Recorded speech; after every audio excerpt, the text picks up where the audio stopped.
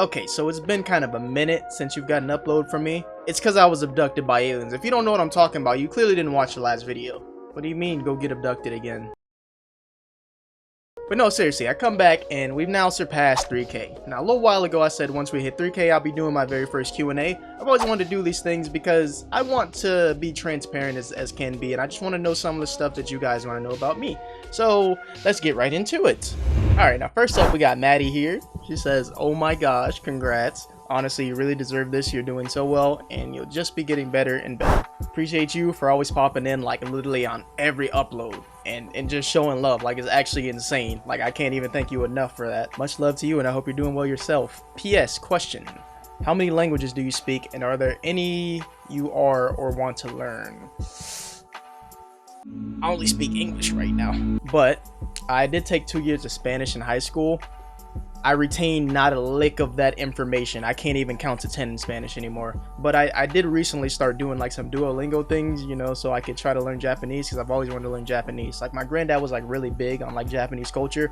This man had all these like old school VHS tapes where they literally just be Japanese movies, and he'd watch them like in Japanese too. Like, my granddad was the one that got me into anime too. All this stuff was like in Japanese. He had like Dragon Ball Z, it was like dubbed and stuff like that, but everything else was like Japanese, and he just straight up watch it like that. This man was like so engulfed in the culture. I feel like I'm kind of obligated to learn it. Next up, we got my boy Jay-Z, and he says, throughout your course of your YouTube journey, is there something you regret doing or not doing? Also, what is your favorite part of doing YouTube aside from making videos? Interesting question. I'm gonna be completely transparent with you right here.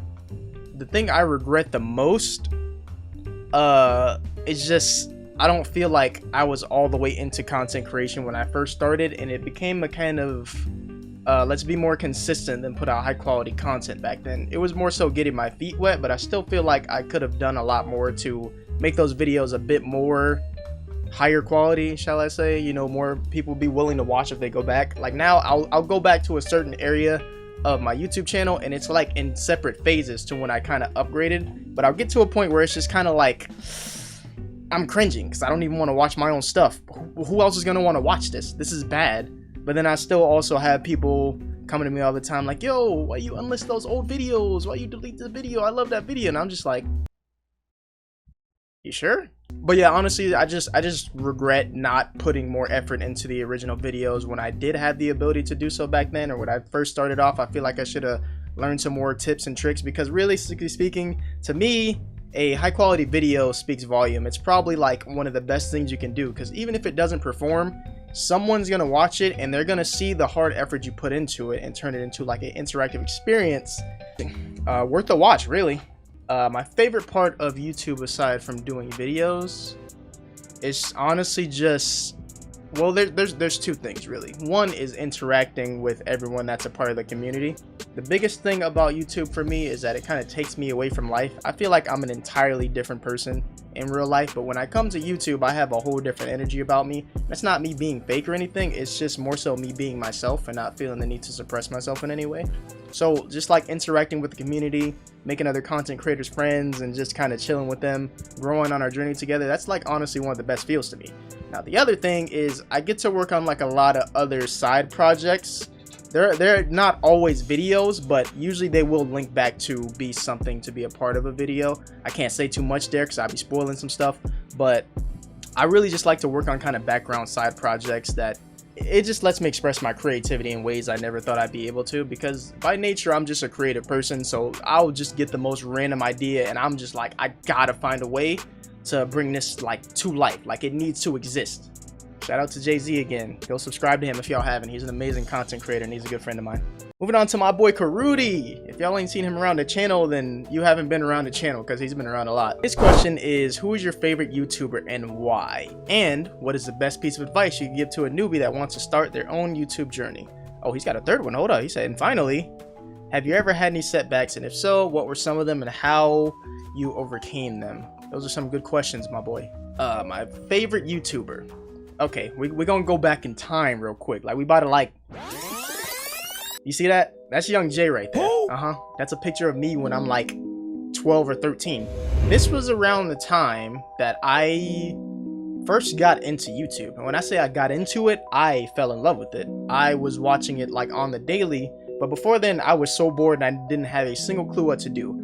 I somehow stumbled onto YouTube one day bored at my grandma's house, and I just so found a certain YouTuber that, you know, was playing Happy Wheels at the time. It was real hype, it was real big, everyone was playing it, and his name was Dashy Games. Yeah, I've been watching Dashy for like over a decade. What? Which is crazy to think about because now I feel old. It's hard to think of off the top of my head because there's so many like really talented content creators that I'd have like a really hard time ranking them. There's a bunch of different fields of content creation that I find myself kind of dipping into. And, you know, there's a bunch of different genres of videos I watch as well. If I'm going by like most I've watched, Dashy's there, Markiplier's there. A long time ago was Yami Mash. We can't forget the boy Corey. You already know Corey's on that list. But yeah, more recently in the past few years, 8-Bit Ryan and Rico the Giant. Those two content creators are like, they put an incredible amount of work into their videos, and you feel the experience that they're trying to create with it. And that's what you need to be doing with content. To answer the second part of your question, the best piece of advice I could give to new YouTubers, based on like how many videos you upload a year, is how many different opportunities you have to be exposed to a potential audience. If you don't upload any videos, how you gonna gain an audience? It's very simple. But I will also say right now, if you're a new YouTuber and you really want to aspire on this platform, you cannot let the numbers get to you. However, you can work on making the numbers work in your favor if you want to learn the algorithm, but it's not an easy job. You can get lucky, but chances are it's going to be really hard to do so. You need to just really be passionate about your craft and making videos, because if not, it might not be the field for you. I wouldn't even waste your time because this takes years. That's just me being realistic. You don't got to listen to me. I don't even know what I'm talking. Third part of the question, he says, have you ever had any setbacks, and if so, what were some of them, how you overcame them? Other than, you know, some real life stuff popping up every now and then, you know, not really. I feel like my content creation journey's kind of been, you know, it's been pretty smooth. You know, every now and then I'll get a spike in views or something like that, and that's always great and stuff like that. But for the most part, it's just been me kind of uploading my videos, playing my gameplays, you know. There was one time, I guess, where I did kind of switch my niche because I felt like the content I was making wasn't working for me. But after a while of working in that niche, I kind of like realized that I miss doing indie games, so I came back to it, if you want to call that a setback. But really, it's just, like I said, you just got to stay passionate about the things that you initially go in believing you want to do. Because if you're switching around, jumping around, the algorithm's not going to tolerate that, and ultimately it's going to slow down your progress. So just stick to what you know you're passionate about and just keep doing that. Also, shout out to Karudi. That's my boy right there. Next up, we got my boy Straw Hat Donnie. He says, congratulations, my guy. Next stop, 10K. 2 questions. What got you into doing YouTube? And what do you hope to gain and accomplish from doing YouTube? Also great questions. When I was younger, like way younger, I used to play this game, Little Big Planet, and Little Big Planet 2. And I played those games so freaking much, dude. I'm talking about I would wake up, play it a little bit before I went to school in elementary school. I would go to school before I even did my homework. I was back on Little Big Planet, I ain't gonna lie. I missed a lot of assignments, and my grades were still good, so it was straight. But you know, like when you got like a project due like the day before, yeah, best believe, you know, I was up 2 o'clock in the morning because I was playing Little Big Planet until like 1:30. But basically, it's a game that allows you to create pretty much whatever you want. It's a basis. It's similar to like a game engine because it allows you to take whatever creative image you have in your mind and turn it into reality. You can make anything from like freaking Squid Game to like an episode of regular show, bro. Like you could do whatever you wanted within that, and it was just a really good way for me to kind of let out my creativity. And from that, I kind of, you know, realized that I just have a lot of ideas that I kind of want to put out there, and there's a lot of things that I want to turn into experiences and memories and stuff like that. So initially it made me want to get into like game design. Boy, oh boy, did I learn real quickly I didn't want to stay in game design for very long.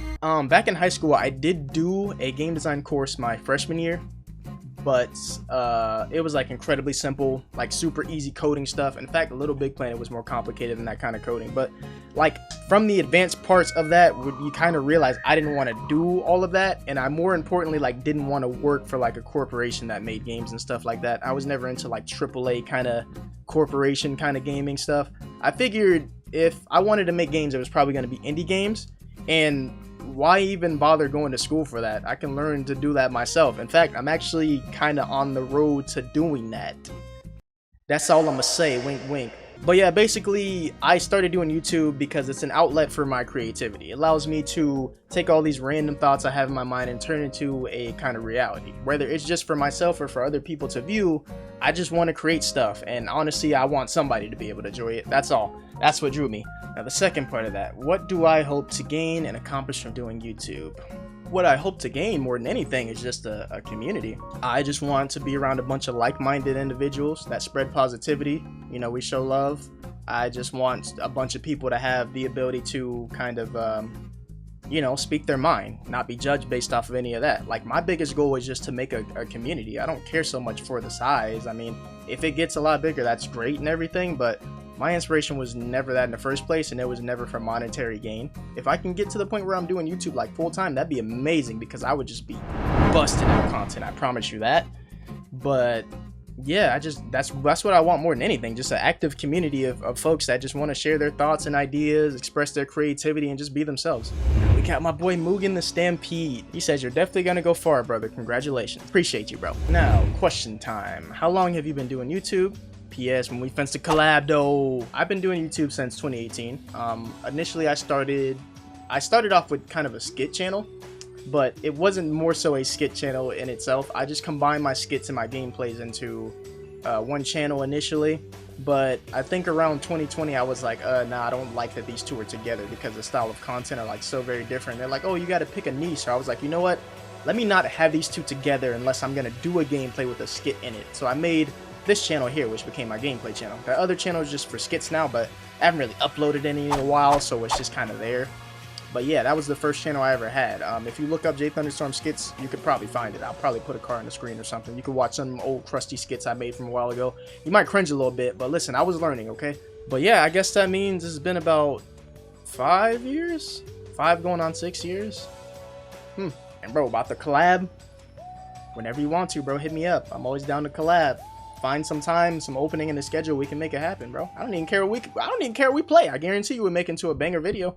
Next up is Ivyland, the observation duty queen and now FNAF extraordinaire. She wants to know, how do you stay motivated creating content, and do you have any special method to prevent burnout?